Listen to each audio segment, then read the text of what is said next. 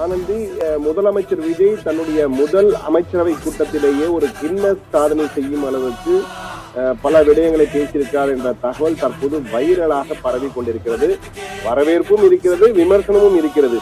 வரவேற்பு என்னவென்றால், விஜயை பொறுத்த மட்டுமே முதலமைச்சர் விஜய் தேர்தல் பரப்புரையின் போது கொடுத்த வாக்குறுதிகள், சொன்னதும் சொல்லாத பல வாக்குறுதிகள் என அனைத்தையும் சேர்த்து அடுத்த 5 ஆண்டுகளுக்கு தமிழகம் எப்படி இருக்க போகிறது, அதாவது வெற்றி தமிழகம் என்ற பெயரிலே 436 திட்டங்களை கொடுத்திருக்கிறார். இன்று 436 திட்டங்களை அறிமுகம் செய்திருக்கிறார். அறிமுகம் செய்து உடனடியாக இந்த திட்டங்களை எல்லாம் துறை வாரியாக பிரித்து கொடுத்திருக்கிறார்.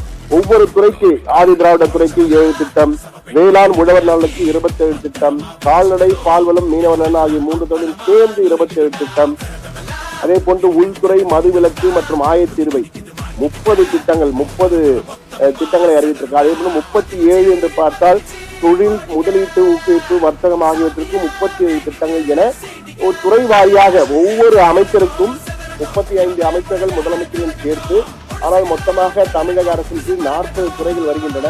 எனவே இந்த 40 துறைகளுக்கும் எவ்வளவு திட்டங்கள் என்ற வகையிலே கணக்கிட்டு 436 திட்டங்களை கொடுத்திருக்கிறார்.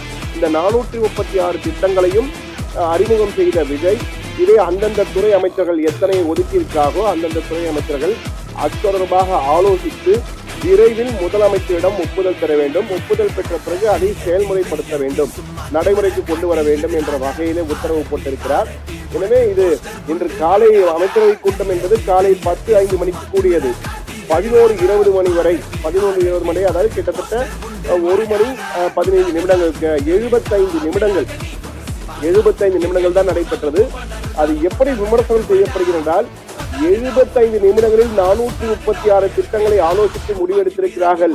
இது எப்படி முடியும்? இது உலக மகா சாதனை, கின்னஸ் சாதனை புத்தகத்திலே இடம்பெறலாம். அந்த அளவுக்கு என்றால் 75 நிமிடங்கள், ஒரு 10 நொடிகளுக்கு ஒரு திட்டம் என்ற வகையிலே விவாதித்து ஆலோசனை செய்து முடிவெடுத்திருக்கிறார்.